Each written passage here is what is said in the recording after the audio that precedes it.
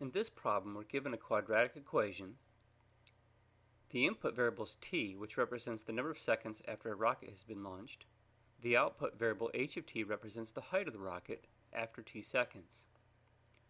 If you look over here, this is what I know about quadratics in general. Normally we write them in form y equals ax squared plus bx plus c.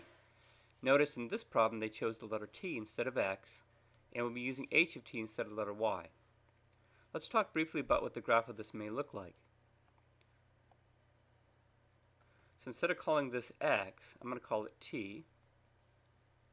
Instead of calling this y, they've chosen to use the function notation h of t for the height. I know this parabola is going to open down when I graph it because the a value is negative.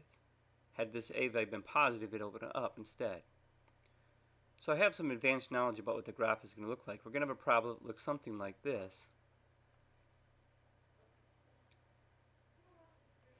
Now in general, you've found how to find x-intercepts, or in this case t-intercepts, y-intercepts, which in this case I'd call h of t intercepts, and in this guy right here you normally call the vertex, or in this case you could call it a maximum. But remember, when I find my vertex, it will not be x comma y. It'll be t comma h of t. So we've got time and height. This will become important when we go through the application problem, because we have to tell whether we need the input of the vertex or the output of the vertex on some of these. Let's talk about the horizontal intercept for a minute. This horizontal intercept, better known as x-intercept, and remember in this case it could be called the t-intercept, is always some input t, we don't know, that gives the output to be 0. The vertical intercept is the opposite.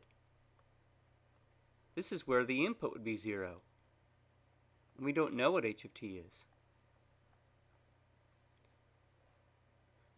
Now imagine being a math teacher and you want to come up